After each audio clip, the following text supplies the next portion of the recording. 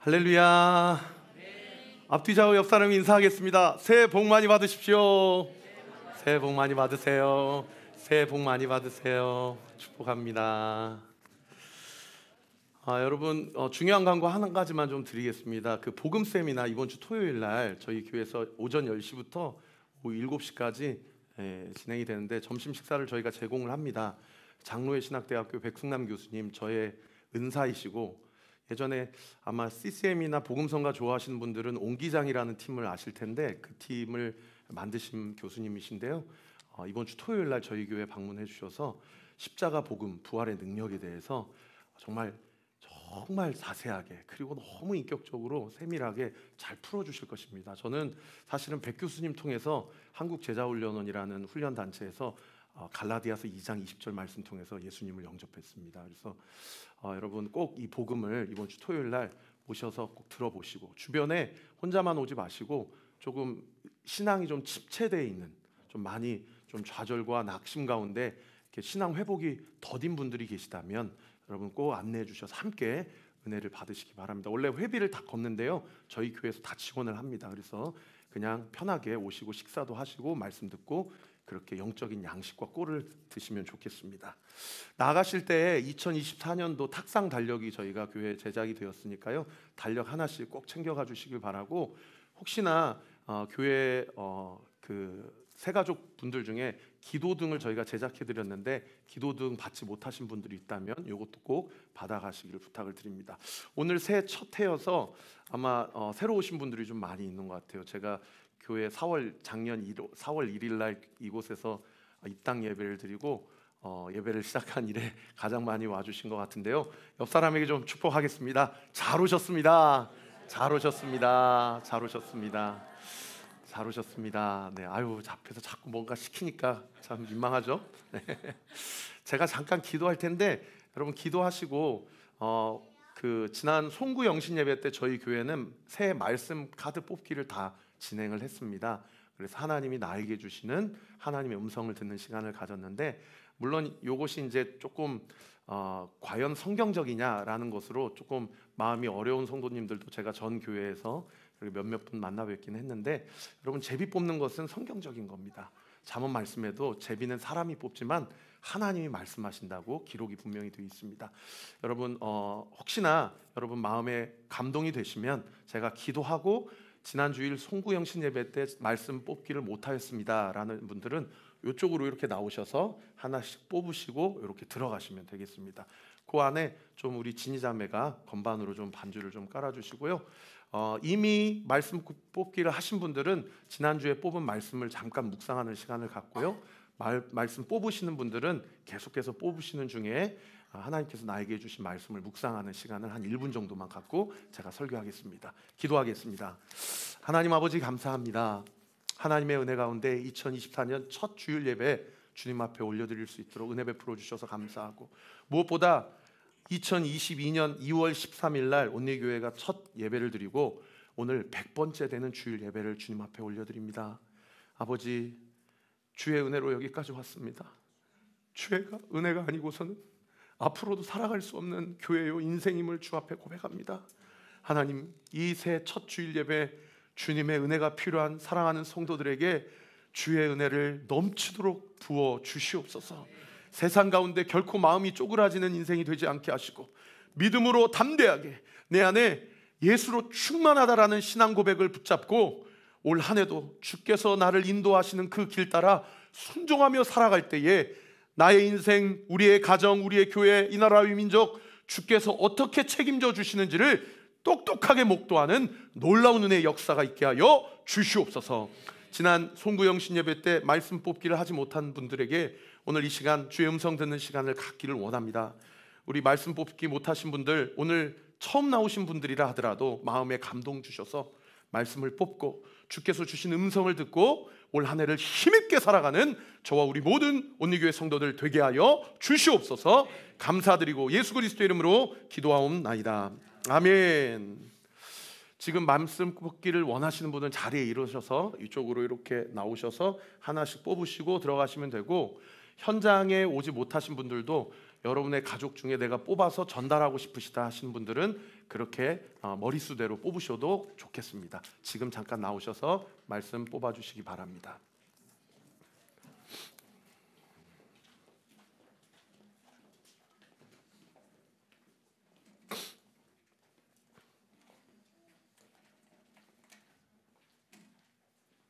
건반 BGM을 좀 올려주세요.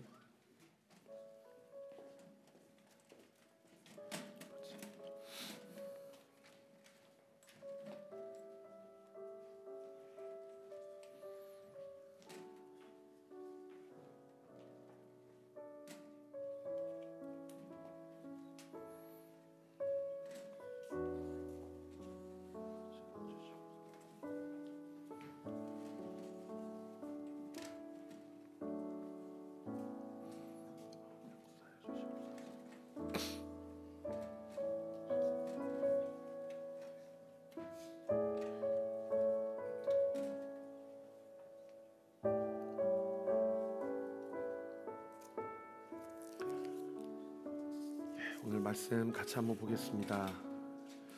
오늘 말씀은 요한복음 3장 22절부터 36절까지 말씀인데요. 오늘 본문은 세례 요한과 예수님이 공생의 초기에 사역을 했던 그런 사건을 기록하고 있는 그런 본문입니다. 오늘 3장 24절 말씀 같이 한번 읽어볼까요? 시작. 요한이 아직 옥에 갇히지 아니하였더라.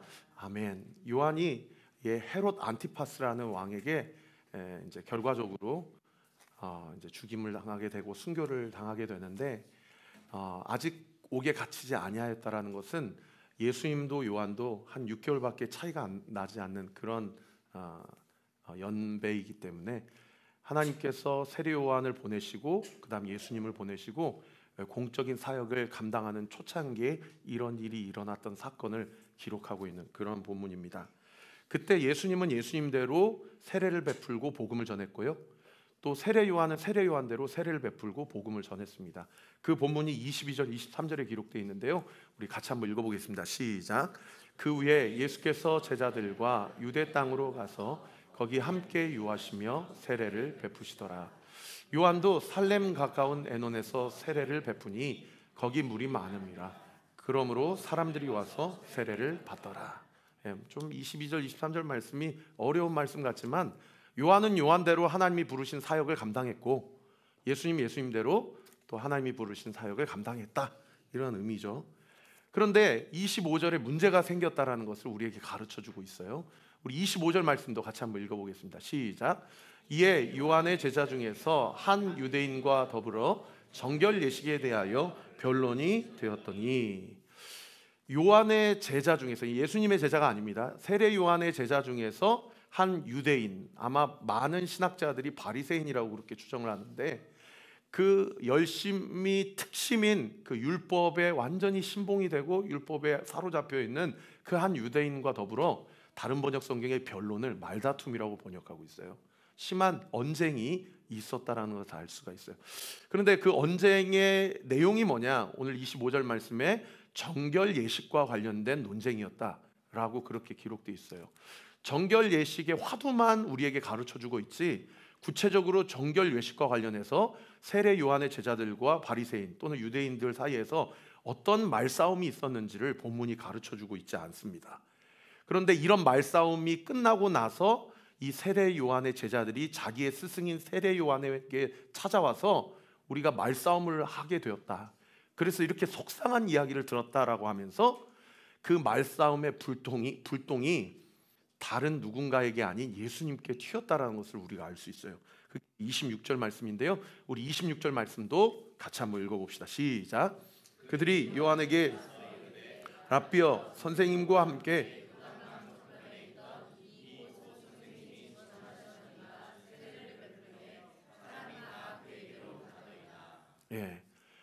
처음에는 어떻게 하면 하나님 앞에 더 정결해질 수 있냐, 깨끗해질 수 있냐, 아마 바리새인들, 유대인들은 뭐라고 주장했을 거냐면 율법과 모세가 가르쳐준 여러 가지 매뉴얼들을 잘 지켜야 하나님 앞에 정결해질 수 있다라고 주장을 했을 겁니다.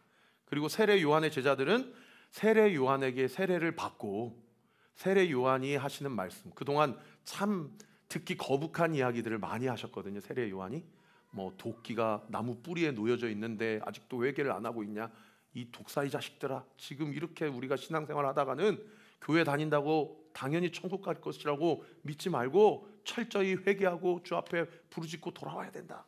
이런 참 듣기에 거북한 이야기들을 많이 했는데, 세례 요한의 제자들이 자신의 스승의 이야기가 참 복음이다, 모세의 율법은 이제 옛 언약이다, 스승 세례 요한이 가르쳐준 대로 회개하고 세례를 받아야 그 사람이 정결한 사람이다, 뭐 아마 이렇게 주장을 했을 거 아닙니까?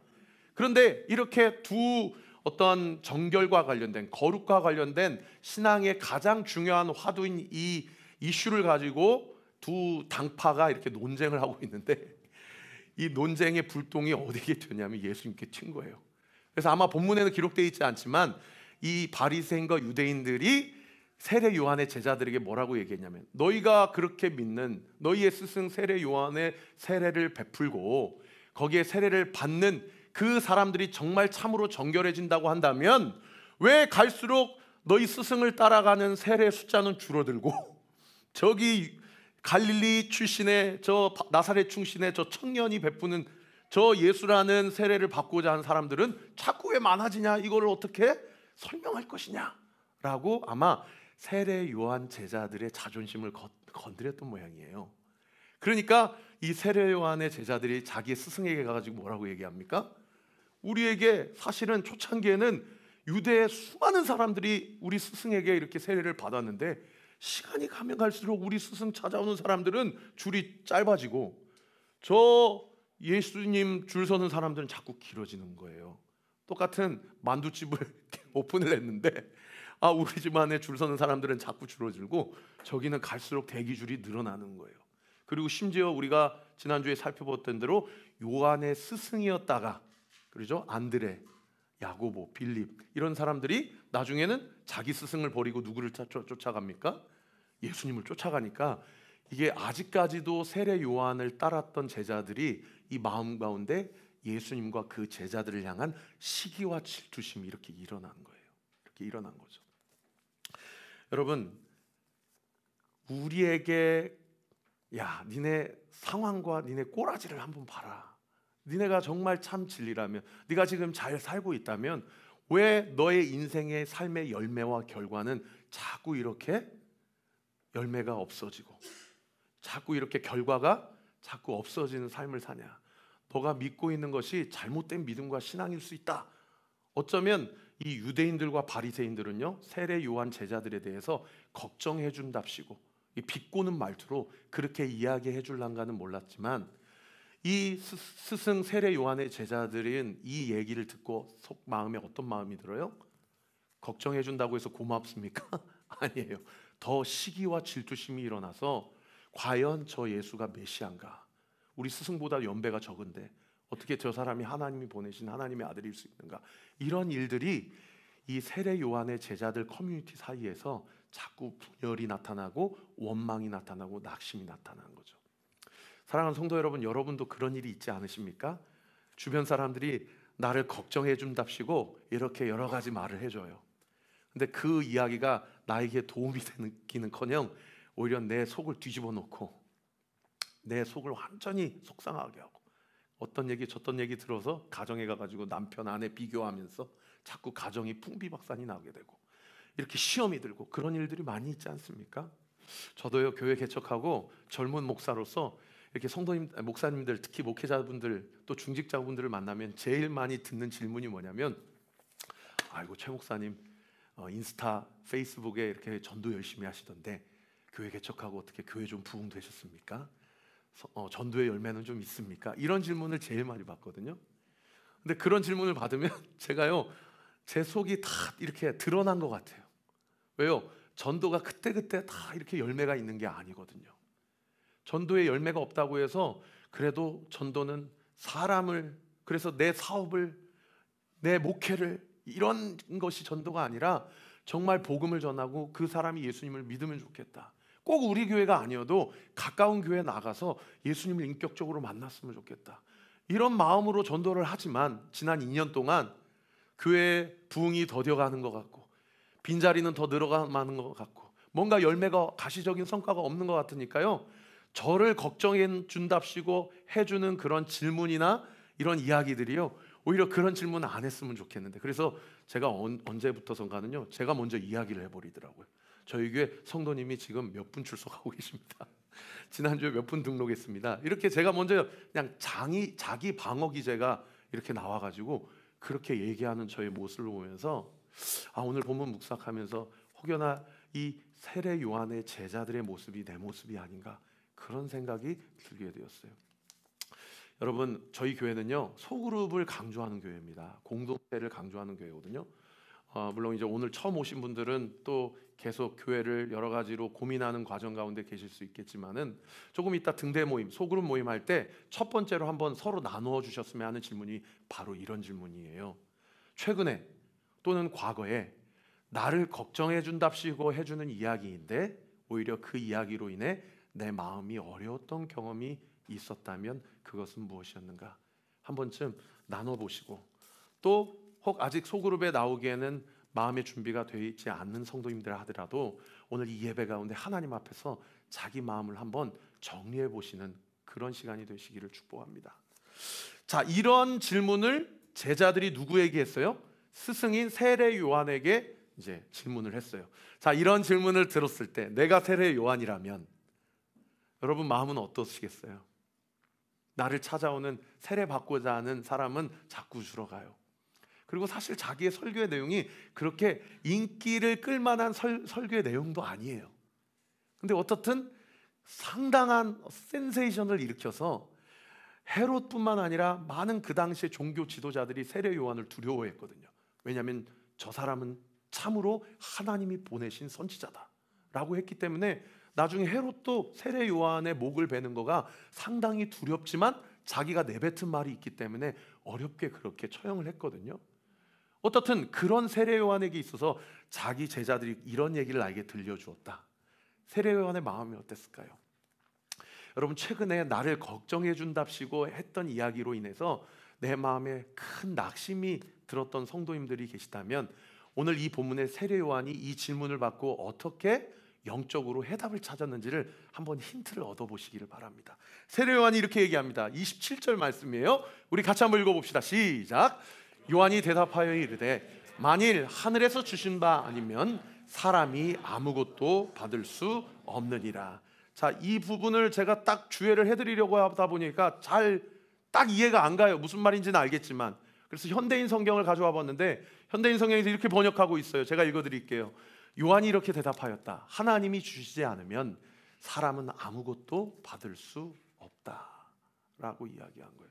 그러니까 세례 요한의 시선과 관점은 어디에 포인트가 맞춰져 있었던 겁니까? 줄어가는 자기를 찾아오는 세례자들에게 포인트가 맞춰졌던 것이 아니라 자기는 사실 예수 그리스도의 신발끈을 풀고 맺기에도 합당치 못한, 사실은 이런 선지자 사역을 감당하기엔 깜냥이 안 되는 존재인데 그런 하나님이 나를 사용해 주셨다라는 거예요. 할렐루야.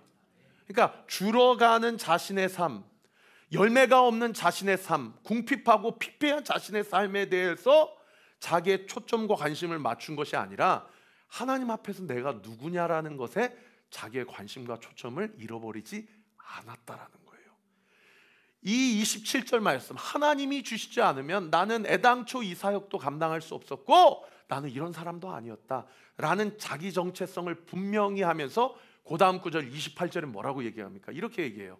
내가 말한 바 나는 누구가 아니요 그리스도가 아니요 그의 말에 보내심을 받은 자라고 한 것을 증언할 자는 너희니라. 할렐루야. 여러분 이 28절 한 구절에 세례 요한이 두 가지 신앙 고백을 하는데요. 첫 번째 신앙 고백은 뭐예요? 내가 누군가? 나는 그리스도가 아니다. 내가 누구냐에 대한 분명한 자기 신앙 고백이 있었고요. 두 번째는 뭐냐? 너희는 누구냐라는 신앙 고백이에요. 이 이야기를 했던 자기의 제자들을 향해서 세례 요한이 너희는 어떤 정체성을 갖고 있는 사람들인가를 다시 일깨워줬냐면 그의 말에 보내심을 받은 자, 그게 누구다? 자기의 스승인 세례 요한이다. 우리 스승은 메시아가 아니고 메시아의 오실 길을 예비하는 자다라는 것을 증언할 책임과 영적 의무가 있는 자가 누구다? 너희니라. 그러니까 너희는 유대인들이, 바리새인들이 그렇게 속을 뒤집어 놓는 이야기를 한다고 해서 나한테 와가지고 우리 집안의 장사가 이렇고, 우리 집안 사업이 이렇고, 우리 집안의 자식 새끼들은 이렇고, 2024년도 전혀 앞이 보이지도 않고, 주님 살아계시면 좀 말 좀 해보시라고 이렇게 할 자들이 아니요, 오히려 너희는 내가 누구이고 주께서 지난 인생 가운데 나에게 어떤 일을 행하셨는지를 드러내고 증언한 영적인 책임과 의무가 있는 자다라는 것을, 사실은요 28절이요 자기에게 한 말일 뿐만 아니라 자기를 따르는 제자들에게도 그들의 영적인 정체성을 선명하게 교통정리를 해주는 그런 신앙 고백이라고 볼 수가 있는 것이죠.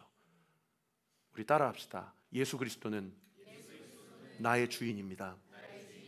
나는 예수님의 사랑과 나를 향한 그분의 은혜를 드러낼 자입니다. 증언할 자입니다. 그것이 나의 정체성입니다. 2024년도 그 부르심에 사명을 따라 순종하기를 원합니다. 나와 함께하여 주옵소서. 할렐루야. 그래서요 세례 요한에게 가장 큰 기쁨과 행복의 근거가 뭔지 아세요? 자기가 유명해지고 자기 집안이 잘 되고 자식들이 잘 나가고, 이것이 자기의 행복의 기준이 아니고요, 그 다음 구절에 이렇게 얘기해요. 29절 말씀 같이 한번 읽어봅시다. 시작. 신부를 취하는 자는 신랑이나 서서 신랑의 음성을 듣는 친구가 크게 기뻐하나니 나는 이러한 기쁨으로 충만하였노라. 할렐루야. 여러분, 내가 누구이고 이 사람은 어떤 사람인지를 분명하게 영적으로 진단할 수 있는 근거가 뭐냐? 그 힘이 어디서 오냐? 내 기쁨이 무엇으로부터 충만해지냐? 내 통장에 잔고가 쌓이고, 내가 건강하고, 우리 자식들이 좋은 성적을 받아오고, 우리 사업이 잘 되고, 우리의 가정이 평안하고, 이게 내 기쁨의 근거라면, 죄송합니다 여러분, 우리는 아직 땅의 사람들이에요. 여러분, 이런 것들은 우리에게 영원한 기쁨과 행복을 결코 줄 수 없습니다. 우리는 하늘에 속한 자로서, 할렐루야, 위로부터 오셨어요. 우리 주님이 밑으로부터 솟아오신 게 아니고 위로부터 내려오셨다라는 거예요. 위로부터 오시는 우리 주님이 나를 사랑하셔서 나를 땅에 속한 자가 아니라 하늘에 속한 자로 우리의 정체성을 삼아주셨어요. 믿으시면 아멘. 오늘 선포되는 이 말씀을 여러분, 나의 신앙의 정체성이요 나의 인생의 가치관으로 여러분 취하십시오. 하나님, 목사님이 얘기하신 저 말씀 나의 신앙 고백입니다. 그래서 나의 기쁨과 행복의 근거는 이 땅에서 얼마나 잘 되고 잘 사냐가 아니라, 나의 모든 기쁨과 나의 모든 행복의 근거는 우리 예수님이 드러나고 예수님이 잘 되시고 예수님이 영광 받으시는 것이 나의 모든 기쁨이고, 나는 그 기쁨으로 충만합니다. 할렐루야. 여러분, 2024년도 여러분의 기쁨의 근거를 예수님이 나를 통해 드러내는 것에 두세요. 그럴 때요 제가 믿음으로 선포합니다. 땅의 것이 잘 되어지는 은혜의 역사가 있게 될 것입니다. 왜요? 솔로몬이 그런 은혜를 받았거든요. 솔로몬이 잘 되게 해주세요 기도 안 하고 하나님의 마음을 주세요 라고 기도하니까 세상에 구하지도 않은 모든 것을 다 채우셨어요. 그런데요, 안타까운 건요, 그런 솔로몬도 나중에 인생 후반에 변질됐다는 겁니다.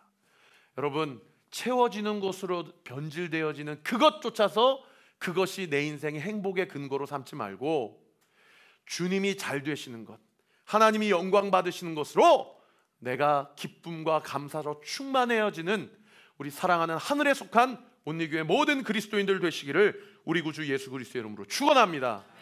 이렇게 자신의 기쁨의 근거를 고백하고 그 다음 구절 30절에 세례 요한이 했던 말씀 중에 가장 유명한 신앙 고백을 하죠. 우리 같이 한번 읽어봅시다. 시작. 그는 흥하여야 하겠고 나는 쇠하여야 하리라 하니라. 할렐루야. 여러분, 자기 자신에게 한번 물어보세요. 나는 내가 없어지고 주님이 드러나는 삶을 살고 있는가? 나는 2024년 주님은 어떻게 되든 상관없고 좀 나나 좀 잘 풀렸으면 좋겠다, 이렇게 살아가고 있는가? 말씀을 묵상하고 정리하면서 이 찬양이 생각나더라고요. 제가 예전에 참 좋아했던 2006년에 시와 그림이라는 CCM 팀이 발표했던 곡인데 곡 제목이 나의 영성이라는 곡이에요. 나의 영성. 여러분, 영성하면 어떻게 보통 정의해요? 기도 많이 하시는 분들, 막 은사가 충만하신 분들, 막 신유 은사가 있고 축기하고 막 병을 고치고 이런 사람들, 그런 사람들 영성이 깊다고 그렇게 생각하잖아요. 여러분, 영성은 다른 게 아니고 이런 거예요. 나의 작은 이름이 주보다 드러난다면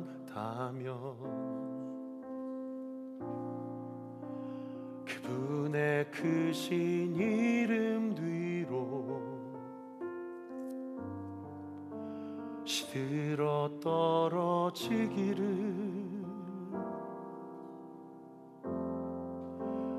나의 짧은 생애에 막이 내리는 날까지 내가 걸어온 이 길 위에 나의 흔적 남지 않기를 내가 걸어온 이 길에 누구의 이름 남을지 내 안에 있는 나에게 비켜서라고 늘 말하네. 그렇게 내가 바라는 소망이 하나 있다면 그분의 이름 그 뒤로 비켜서는 것.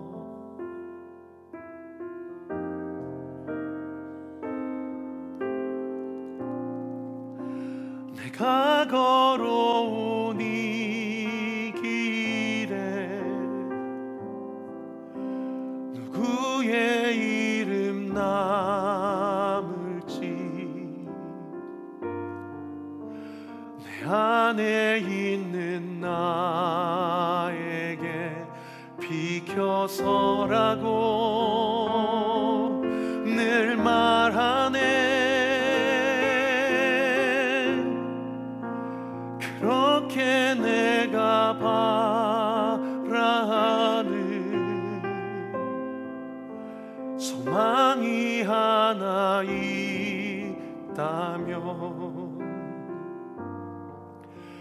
그분의 이름 그 뒤로 비켜서는 것.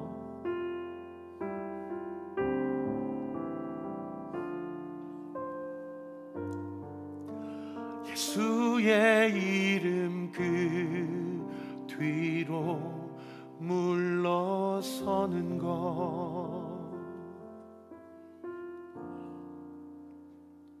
아멘. 여러분, 내가 없어지고 예수님이 어떻게 하면 드러날 수 있을까? 나는 죽어지고 어떻게 하면 주님이 하신 일이 나의 삶 가운데, 나의 언어를 통해, 나의 입술을 통해, 나의 눈과 시선을 통해, 나의 모든 손과 발을 통해 우리 주님만 나타나실 수 있을까? 여러분, 2024년도 새해 첫 주일 예배 주님 앞에 올려드리며 또 지난 99주 동안 우리 교회와 함께 하시고 오늘 100번째 주일 예배를 주님 앞에 올려드리며 우리 사랑하는 성도들의 삶 가운데 또 이 교회 위에 우리는 다 예수님 뒤로 비켜서고 우리 주님만 온전히 드러나는 저와 우리 모든 성도들 되시기를 우리 구주 예수 그리스도 이름으로 축원합니다. 그래서요, 세례 요한과 관련된 말씀에 마지막으로 이 구절, 오늘 본문의 마지막 36절 말씀이에요. 이 구절을 우리에게 가르쳐주고 이제 세례 요한은 역사의 뒤안길로 사라지게 돼요. 우리 36절 말씀 같이 한번 읽겠습니다. 시작. 아들을 믿는 자에게는 영생이 있고 아들에게 순종하지 아니하는 자는 영생을 보지 못하고 도리어 하나님의 진노가 그 위에 머물러 있느니라. 한 번만 더 읽어봅시다. 시작. 아들을 믿는 자에게는 영생이 있고 아들에게 순종하지 아니하는 자는 영생을 보지 못하고 도리어 하나님의 진노가 그 위에 머물러 있느니라. 아멘. 등대 모임에 참석하시는 성도님들에게 두 번째 질문입니다. 나는 내가 흥하고 주님이 쇠하시는 인생을 살고 있지는 않습니까? 내가 예수님을 빛내는 들러리로서 나는 그 기쁨을 충만하게 사모하고 있습니까? 요즘 자신의 영적인 갈급함과 곤고함이 있다면 여러분 조금 이따 식사하시고 등대 모임할 때 진솔하게 한번 나눠보세요. 그 나눔 가운데 성령 하나님께서 우리의 곤핍한 심령과 마음을 성령이 주시는 기쁨으로 충만케 해주실 것을 믿습니다. 그리고 사랑하는 성도 여러분, 오늘 저희 교회 첫 번째 오신 성도님들, 또 교회를 선택하고 계신 성도님들이 있다면 제가 여러분에게 부탁합니다. 저희 교회 좋은 교회입니다. 저희 교회 복음을 전하는 교회입니다. 저희 교회 선택해 주시고 함께 신앙생활 했으면 좋겠습니다. 우리 주신 말씀